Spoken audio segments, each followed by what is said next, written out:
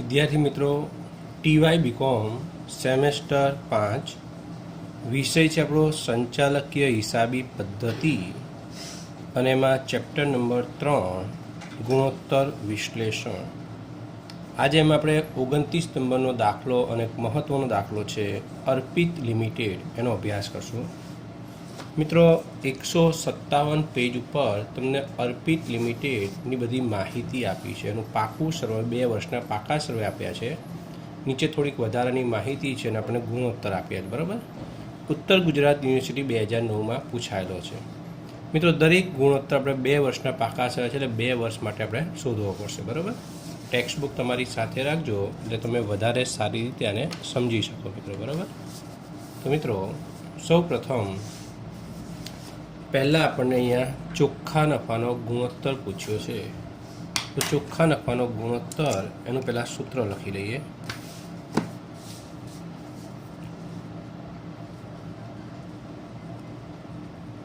ચોખ્ખા નફાનો ગુણોત્તર, તેનું સૂત્ર છે મિત્રો ચોખ્ખો નફો છેદમાં વેચાણ ગુણ્યા 100. મિત્રો, જ્યારે પણ કોઈ નફાનો ગુણોત્તર આવે એટલે તમારે એક વસ્તુ મગજમાં રાખવાની, નફાને વેચાણ સાથે સંબંધ હોય. એટલે જ્યારે પણ નફાનો ગુણોત્તર જે નફો હોય એના છેદમાં વેચાણ મૂકવાનું. બરાબર. હવે તમને ખબર છે કે ચોખ્ખા નફાનો ગુણોત્તર જ્યારે હોય ત્યારે ચોખ્ખો નફો આપણે કેવો લેવાનો છે? પ્રોફિટ આફ્ટર ટેક્સ, PAT લખીએ છીએ. બરાબર. વિદ્યાર્થી મિત્રો, હવે તમે જુઓ છો કે આપણે ચોખ્ખો નફો વ્યાજ અને કરવેરા બાદ કર્યા પહેલાંનો આપ્યો છે, બંને વર્ષનો. તો કરવેરા પહેલાંનો છે તો આપણે કરવેરા બાદ કર્યા પછીનો લેવાનો. બરાબર. તો 2 વર્ષ છે આપણી પાસે.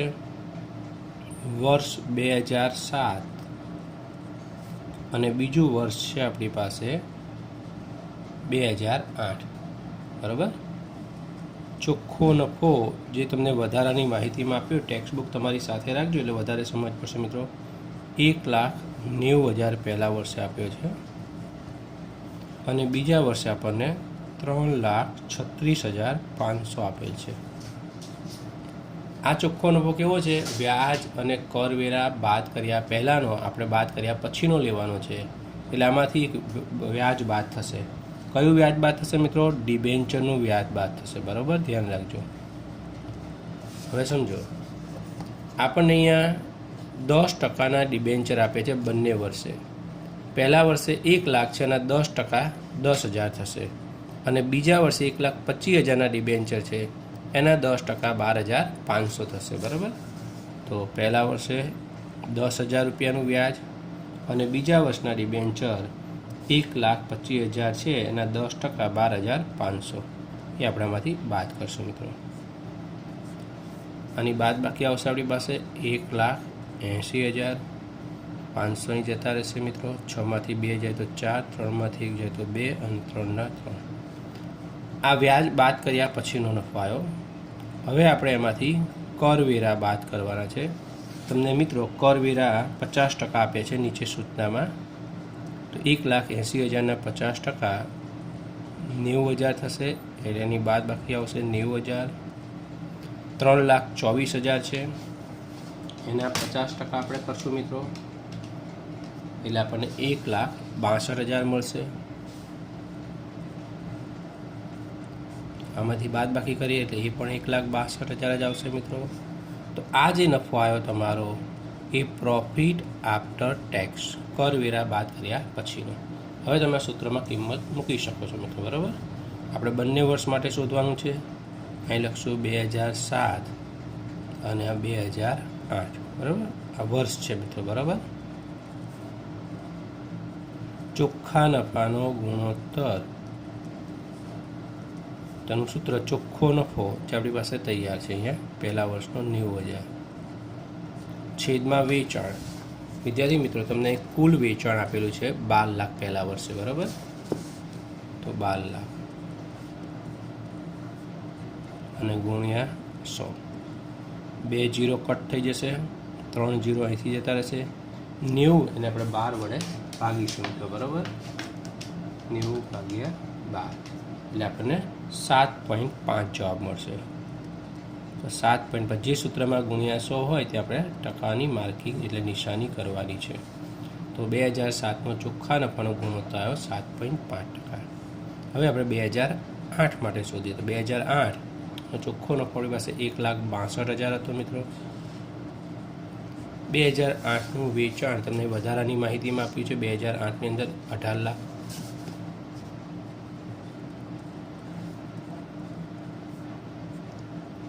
અને ગુણ્યા 100 સૂત્રના મિત્રો, બરાબર.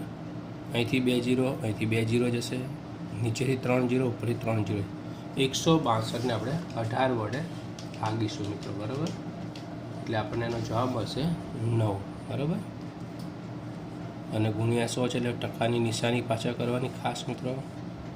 તો વિદ્યાર્થી મિત્રો તમે જોયું કે આપણને અહીંયા બંને વર્ષના ગુણોત્તર મળી ગયા. પહેલા વર્ષ કરતાં બીજા વર્ષે 0.5% વધારો થાય છે. હવે વિદ્યાર્થી મિત્રો આપણો પહેલો ગુણોત્તર જે પૂછ્યો હતો ચોખ્ખા નફાનો. બીજો ગુણોત્તર આપણી પાસે છે મિત્રો રોકાયેલી મૂડી પર વળતરનો દર, બરાબર. રોકાયેલી મૂડી પર વળતર એનું સૂત્ર પણ છે મિત્રો, તમને યાદ હશે. હવે ચોખ્ખો નફો છેદમાં રોકાયેલી મૂડી ગુણ્યા 100. હવે આ ચોખ્ખો નફો કેવો લેવાનો છે મિત્રો? EBIT. એટલે મિત્રો અર્નિંગ એટલે નફો એટલે પ્રોફિટ જ મિત્રો, બરાબર. એ તમે પી પણ લખી શકો. બિફોર ઇન્ટરેસ્ટ ટેક્સ એટલે વ્યાજ અને કરવેરા બાદ કર્યા પહેલાંનો.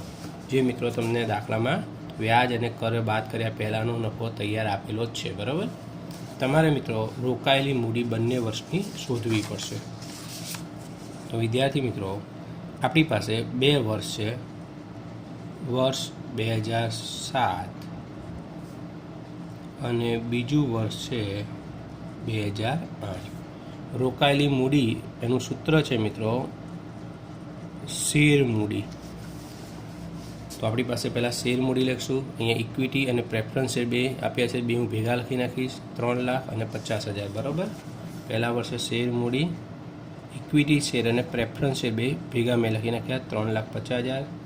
બીજા વર્ષથી તમે પાકા શેરમાં જુઓ, બુક તમારી પાસે છે. 4 લાખ ઇક્વિટી શેર છે અને 50,000 પ્રેફરન્સ શેર છે. બે થઈને કેટલા થશે? 4,50,000, બરાબર. વત્તા અનામત. તો વિદ્યાર્થી મિત્રો અહીંયા નફા નુકસાન ખાતું અને અનામત આપ્યું છે. બંને અનામત જ કહેવાય મિત્રો. બંને હું ભેગા લખી નાખું છું. અનામતો અહીં લખું છું, તમારી સમજણ નાનું ખાતું વત્તા અનામત, બરાબર. આ શેર મૂડીમાં તે બે વસ્તુ ભેગી હતી આપણી પાસે, ઇક્વિટી શેર વત્તા પ્રેફરન્સ છે, બરાબર. તમારી સમજણ માટે લખ્યું કે આ બે રકમ મેં ભેગી લખી છે. અનામતમાં આપણે નફા નુકસાન ખાતું આપ્યું છે અને અનામત આપ્યું છે, બરાબર. એટલે તમારી ભૂલ થઈ જાય, તમે આ એક જ અનામત લો. નફા નુકસાન ખાતું એ પણ અનામત જ છે મિત્રો. તો બે ભેગા લઈએ આપણે એટલે સમય બચે. 20,000 અને 40,000. એટલે પહેલા વર્ષે અનામત આપણી પાસે કેટલી મિત્રો? 60,000. બીજા વર્ષે આપણે નફા નુકસાન ખાતું 25,000 છે અને અનામત 30,000 છે. એટલે એનો સરવાળો 55,000. તો વિદ્યાર્થી મિત્રો બીજા વર્ષે અનામત આપણી પાસે 55,000 છે વત્તા ડિબેન્ચર એટલે લાંબા ગાળાનું દેવું મિત્રો, બરાબર. તો તમારી પાસે બંને વર્ષે ડિબેન્ચર આપ્યા છે 1 લાખ અને બીજા વર્ષે 1,25,000.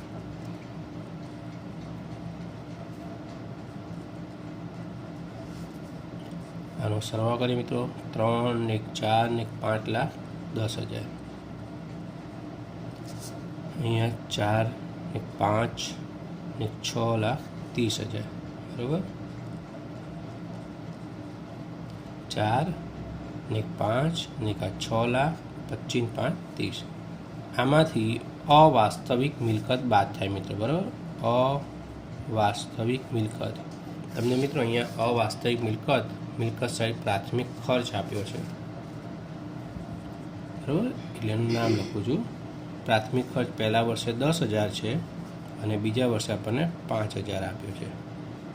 એટલે આપણી પાસે અહીં બાદ બાકી આવશે 5 લાખ. અહીં બાદ બાકી આવશે 6,25,000. આ જે જવાબ આવ્યો એ આપણી રોકાયેલી મૂડી આવી. બરાબર મિત્રો, પહેલા વર્ષની અને બીજા વર્ષની આ બે જવાબ આપણે મળી ગયા. હવે મિત્રો આપણે રોકાયેલી મૂડી પર વળતરનો દર શોધવાનો છે.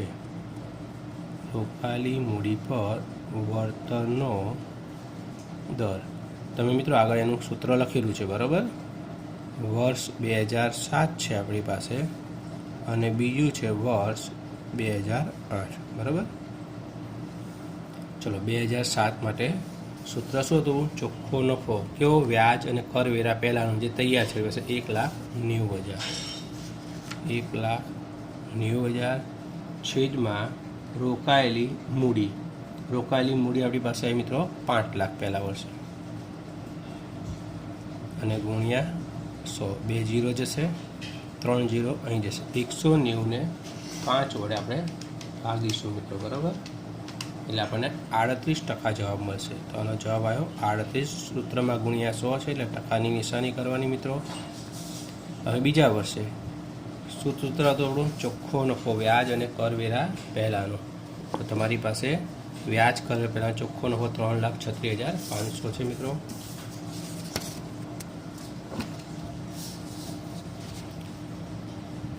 $3,36,500 છેદમાં રોકાયેલી મૂડી જે આપણે બીજા વર્ષે શોધી હતી 6,25,000 ગુણ્યા 100. 2 0 અહીં જશે, 2 0 અહીં જશે, 1 0 ઉપર નીચે જતા રહેશે. 33,650 ને 625 વડે ભાગીએ. 33,650 ભાગ્યા 625 એટલે 53.84% આપણને જવાબ મળે છે. તો વિદ્યાર્થી મિત્રો, તમે જોયું કે બીજા વર્ષે રોકાયેલી મૂડી પર વળતર 53.84% છે. પહેલા વર્ષ કરતાં બીજા વર્ષે ઘણું બધું વધારે છે. એટલે મિત્રો ધંધાની દ્રષ્ટિએ આ એક સારી પરિસ્થિતિ કહી શકીએ આપણે. ત્યાર પછી મિત્રો આપણને ત્રીજો ગુણોત્તર અહીં પૂછ્યો છે, દેવાદાર ગુણોત્તર. અને કૌંસમાં વર્ષના દિવસો આપણે 300 ગણવાના કીધા છે. બરાબર, એટલે કામગીરીના દિવસો જે સૂત્રમાં લખીએ છીએ ત્યાં આપણે 300 લખવા પડશે. બરાબર, તો વિદ્યાર્થી મિત્રો ત્રીજો ગુણોત્તર છે આપણો દેવાદાર ગુણોત્તર. હવે એનું સૂત્ર છે મિત્રો, દેવાદારો વત્તા લેણી મૂડી છેદમાં ઉધાર વેચાણ ગુણ્યા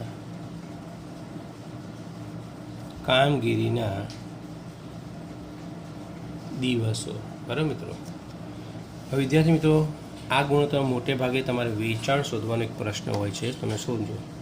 અહીં તમને કુલ વેચાણ આપ્યું છે. હવે સૂચના એવી છે કે જે રોકડ વેચાણ છે એ ઉધાર વેચાણનો 1/5 ભાગ છે. તો મિત્રો તમારે પહેલાં તો અહીં કુલ વેચાણની રકમ આપી છે એટલે તમારે પહેલાં ધારીને પણ કુલ વેચાણ લાવવું પડશે. તો જો સમજો, રોકડ વેચાણ કોનો 1/5 ભાગ છે? ઉધાર વેચાણનો. જેનો ભાગ કીધો એને ધારવું પડે. ઉધાર વેચાણનો ભાગ છે એટલે ઉધાર વેચાણને ધારવાનું. મિત્રો અહીં ટકા આપ્યા હોત તો આપણે 100 ધારે, પણ અહીં ભાગ આપે 1/5, 1/5, 1/2 આવી રીતે કિંમત આપી હોય, ટકામાં ના આપી હોય તો આપણે 1 ધારવાનું. બરાબર, તો સમજો અહીંયા આપણે એની ગણતરી કરીએ મિત્રો કે ધારો કે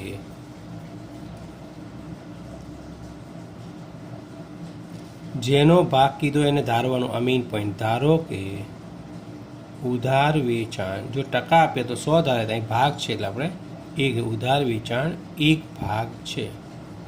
હવે રોકડ વેચાણ તમને કીધું છે કે રોકડ વેચાણ કેટલું છે? તો જે ઉધાર વેચાણ છે એનો 1/5 ભાગ, તો 1નો 1/5 ભાગ એ 1/5 થાય મિત્રો. બરાબર, હવે ઉધાર વેચાણ અને રોકડ વેચાણ બંનેનો સરવાળો કરીએ એટલે આપણને કુલ વેચાણ મળે. કારણ કે આપણને કુલ રકમ આપી છે એટલે કુલ વેચાણ ધારીને આ રીતે લાવવું પડે. 1 + 1/5 આનું સાદું રૂપ આમ થાય 1 + 1/5 મિત્રો. આ પદ આમ ગુણાઈ જાય. 5 × 5 + 1 એટલે 6 અને છેદમાં 5 એમના એમ રહે. એટલે કુલ વેચાણ આપણને મળ્યું 6/5. હવે તમારે બંને વર્ષનું કુલ વેચાણ ઉપરથી ઉધાર વેચાણ શોધવું પડે મિત્રો. આપણે પહેલાં વર્ષ 2007 માટે શોધ્યું. કુલ વેચાણની રકમ આપણને આપી છે અને ઉધાર વેચાણની આપણે શોધવાનું છે, એટલે કુલ ઉપરથી ઉધાર શોધવું પડે. તો કુલ વેચાણ 6/5 હોય તો ઉધાર વેચાણ આપણી પાસે 1 ભાગ છે. તો પહેલા વર્ષે તમને કુલ વેચાણની રકમ 12 લાખ આપેલી છે મિત્રો. તો 12 લાખે કેટલા, બરાબર. હવે આ બેનો ક્રોસ ગુણાકાર થાય મિત્રો. 12 લાખ ને અને આ પદ છેદમાં જાય.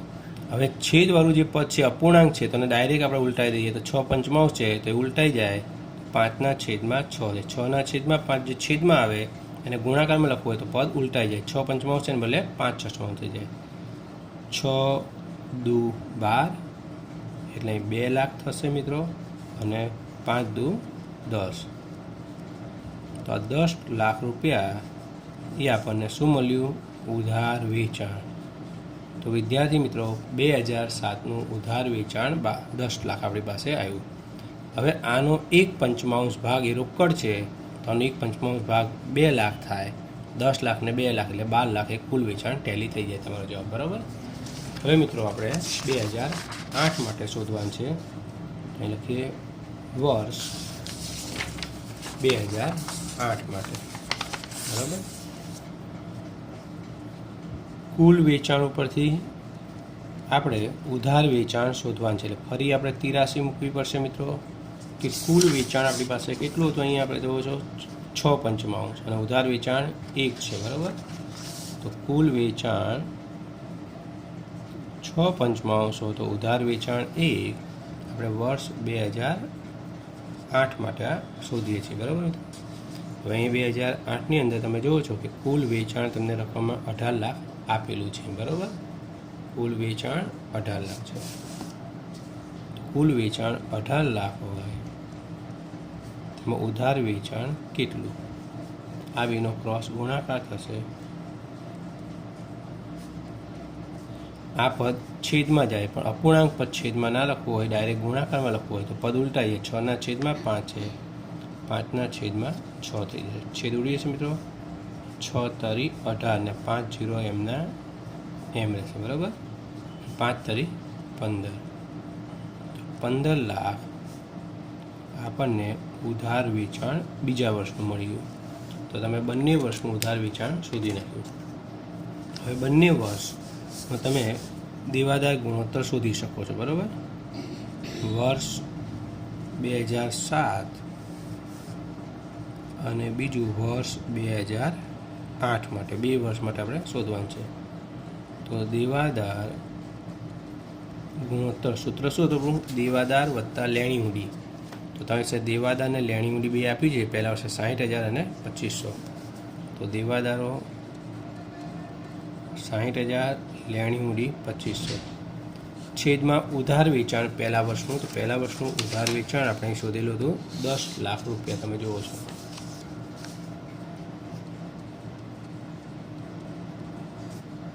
અને ગુણ્યા કામગીરીના દિવસો. તો આ રકમમાં આપણને કામગીરીના એટલે વર્ષના દિવસો 300 ગણવાના કીધા હતા દેવાદાર ગુણોત્તરમાં. તો આપણે 300 લઈશું મિત્રો. આનો સરવાળો આવશે 62,500 ભાગ્યા 10 લાખ અને ગુણ્યા 300. 2 0 જશે, અહીંથી 2 0 જશે, અહીંથી 2 0, ઉપર 2 0. હવે આને 100 વડે ભાગીએ એટલે 6.25 જવાબ તમારો આવે છે. તો જે દેવાદાર ગુણોત્તર છે મિત્રો એ તમારી પાસે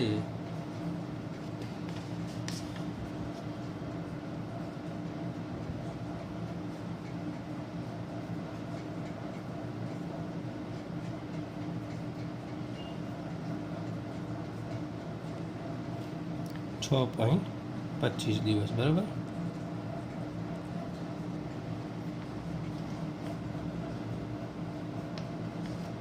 અને અહીંયા ગુણ્યા 3 આપણે કરશું. 3 સાથે ગુણવાનું બાકી છે મિત્રો. તો ગુણ્યા 3, બરાબર. એટલે આનો ગુણાકાર 6 તરી 18 અને 25 તરી 75. એટલે મિત્રો આનો જવાબ આવશે 18.75. હવે તમે જો કોઈ પણ દિવસ એ પોઈન્ટમાં ના હોય તો પોઈન્ટ પછી 5થી મોટો જ આગળ ઉમેરી દઈએ એટલે આપણે 19 દિવસ આનો જવાબ લખી શકીએ મિત્રો. 625ને આપણે 100 વડે ભાગીએ એટલે 6.25 અને 3 ગુણાકારના એના એ એટલે આ બંનેનો ગુણાકાર 18.75 થયો. અને દિવસો એ અપૂર્ણાંક ના હોય એટલે આ પોઈન્ટ પછી 7 છે એટલે 5થી મોટી કિંમત એટલે આપણે આગળ ઉમેરીએ એટલે 19 દિવસ થયો મિત્રો. હવે વર્ષ 2008 માટે શોધીએ મિત્રો. તો એનું સૂત્ર દેવાદાર વત્તા લેણી હુંડી. તો 2008ની અંદર તમે જુઓ છો દેવાદાર 65,000 ને લેણી હુંડી 7,500 છે. તો દેવાદારો 65,000 અને લેણી હુંડી છે આપણી પાસે કેટલી 7,500 છેદમાં ઉધાર વેચાણ જે તમે જુઓ છો 2008નું ઉધાર વેચાણ આપણે શોધેલું છે 15 લાખ.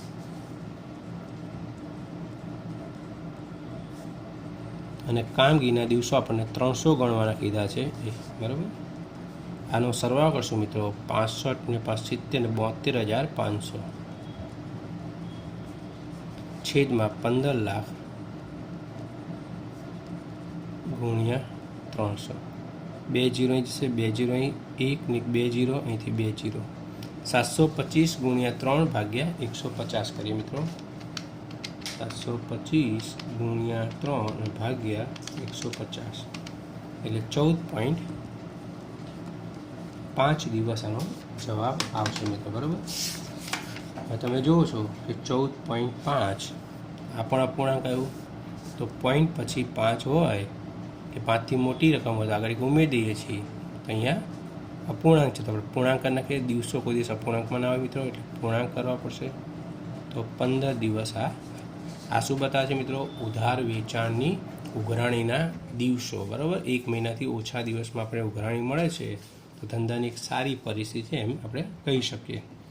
હવે વિદ્યાર્થી મિત્રો ત્યાર પછી આપણે આ દાખલાની અંદર ચોથો પોઈન્ટ સ્ટોક ગુણોત્તર શોધવાનો છે. તો એનું સૂત્ર લખી નાખીએ મિત્રો. સ્ટોક ગુણોત્તરનું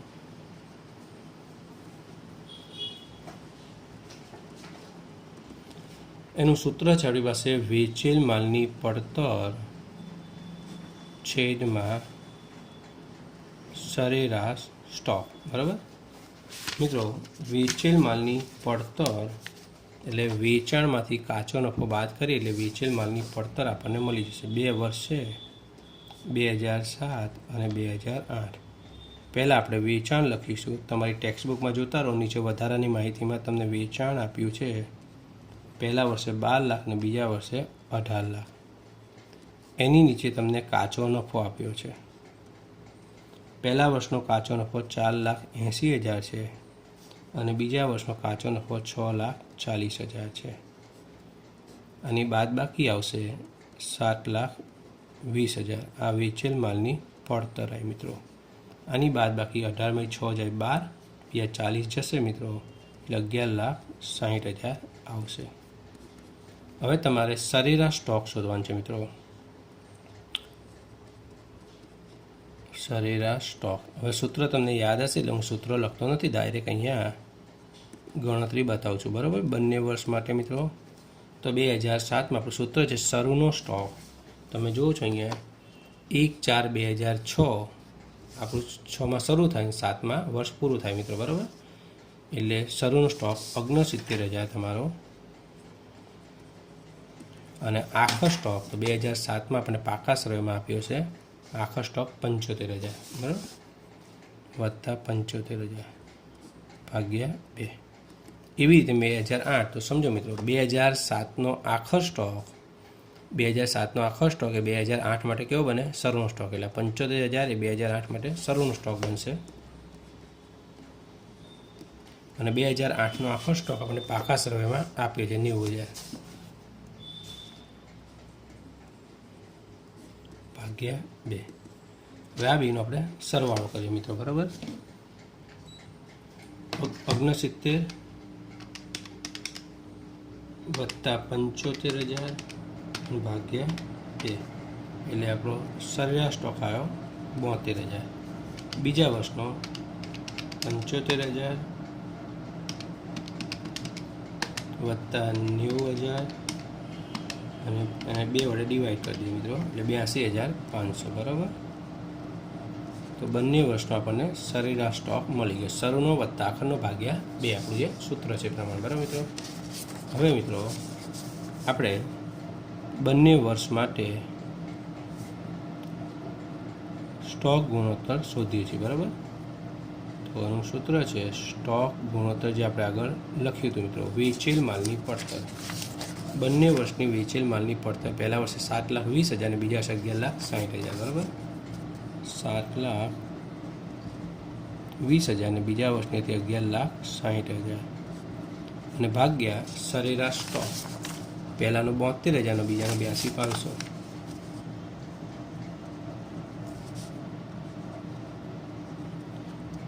ત્રણ જીરો જતા છે મિત્રો. 720 ને 72 વડે ભાગીએ એટલે એનો જવાબ હશે 10. આની પાછળ શું લખાય? વખત અથવા તો વાર. હવે અહીંયા 11,60,000 છે મિત્રો. એને આપણે 82,500 વડે ભાગીએ એટલે 14.06 આવે છે. બરાબર મિત્રો. 14.06 એની પાછળ શું લખાશે? વખત અથવા તો વાર. બરાબર. એટલે આટલી વાર માલનું ટર્ન ઓવર થયું એમ કહી શકાય. ત્યાર પછી મિત્રો આપણે ચાલુ ગુણોત્તર શોધવાનો છે. તો એનું સૂત્ર લખીએ. ચાલુ ગુણોત્તર બરાબર ચાલુ મિલકત છેદમાં ચાલુ દેવા. વિદ્યાર્થી મિત્રો તમે જુઓ છો અહીં સ્ટોકથી રોકડ સુધી બધી આપણી ચાલુ મિલકત છે. બરાબર. તો આપણે બંને વર્ષનું શોધી નાખીએ છીએ. અહીંયા 2007 અને 2008 માટે. બરાબર. ચાલુ ગુણોત્તર. તો ચાલુ મિલકતો તમે જો સ્ટોકથી રોકડ સુધીનો સરવાળો કરી નાખો મિત્રો, એટલે તમને તરત ખબર પડી જશે.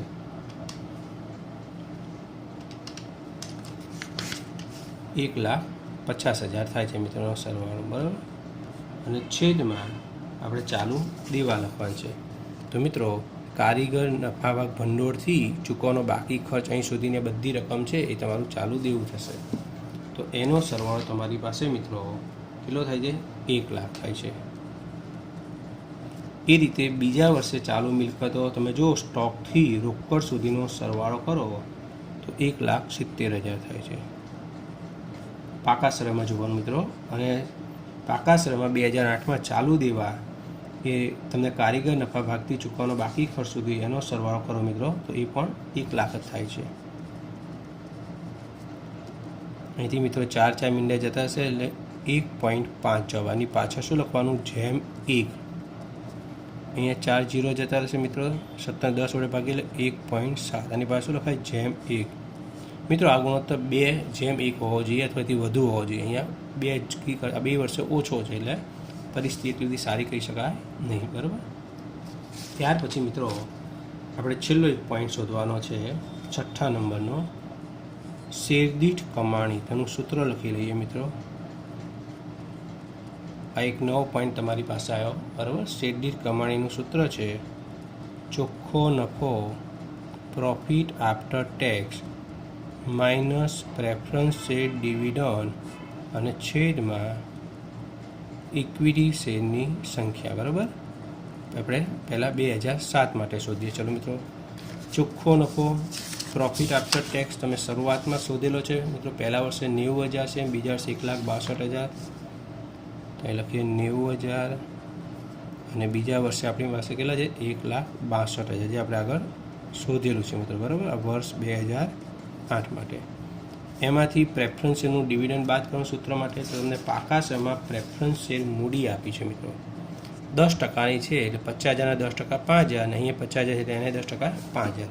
બંને વર્ષે પ્રેફરન્સ શેર ડિવિડન્ડ 5,000 રૂપિયા આવશે. અને છેદમાં ઇક્વિટી શેરની સંખ્યા. હવે જો અહીંયા ઇક્વિટી શેર મૂડી આપણને 3,00,000 આપી છે અને એક શેરની કિંમત 100 રૂપિયા છે. તો શેરની સંખ્યા શોધવી હોય તો કુલ કિંમત છે અને એની મૂળ કિંમત વડે ભાગવું પડે. 3,00,000ને 100 વડે ભાગશું એટલે મિત્રો 3,000 આવશે અને 4,00,000 છે એને 100 વડે ભાગશું એટલે 4,000 આવશે. બરાબર. તો 3,000 ઇક્વિટી શેર પહેલા વર્ષે છે અને બીજા વર્ષે ઇક્વિટી શેરની સંખ્યા 4,000 છે. 90,000માંથી આપણે 5,000 બાદ કરશું મિત્રો. બરાબર. એટલે 85,000 આવશે અને 3,000 વડે ભાગીશું મિત્રો, એટલે આપણને શેઠ દીઠ કમાણી મળશે 28.33, બરાબર. આની પાછળ લખાય રૂપિયા, આટલા રૂપિયા. અને અહીંયા 1,62,000માંથી 5,000 બાદ કરશું અને એને 4,000 વડે ભાગીશું મિત્રો, એટલે આપણે 39.25 રૂપિયા મળશે મિત્રો. તો આ શેઠ દીઠ કમાણી તમને બંને વર્ષે મળી ગઈ. Thank you friends.